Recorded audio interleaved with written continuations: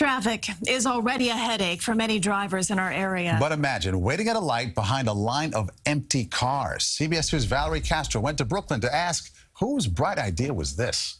I guess we have the vantage point to see the whole scenario from up in the building, and so it seems pretty funny. It may look funny to those watching from afar, but drivers aren't laughing at this traffic trouble spot in Brooklyn. I thought it was moving traffic.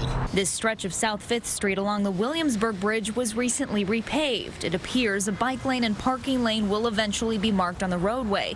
But until then, drivers are mistaking this middle-of-the-road parking lane for traffic waiting at a light, not realizing it's a row of empty cars. Really? And we're here honking. We can't go anywhere. We filled this driver in after he sat there for almost 2 minutes. They spray painted on the ground. It says parking lane, but you didn't see that, right? Where are the signs? I don't see any signs anywhere.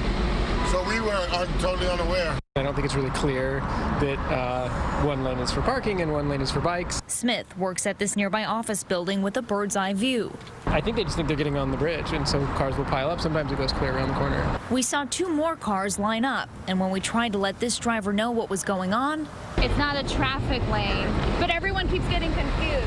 He drove off, seemingly angry at the waste of time. Smith says he hopes the problem is sorted out soon for both drivers and cyclists. I see a lot of times people panic and they turn right and they drive up this in the bike lane, which I'm sure is really dangerous. We reached out to DOT. They say they're looking into it.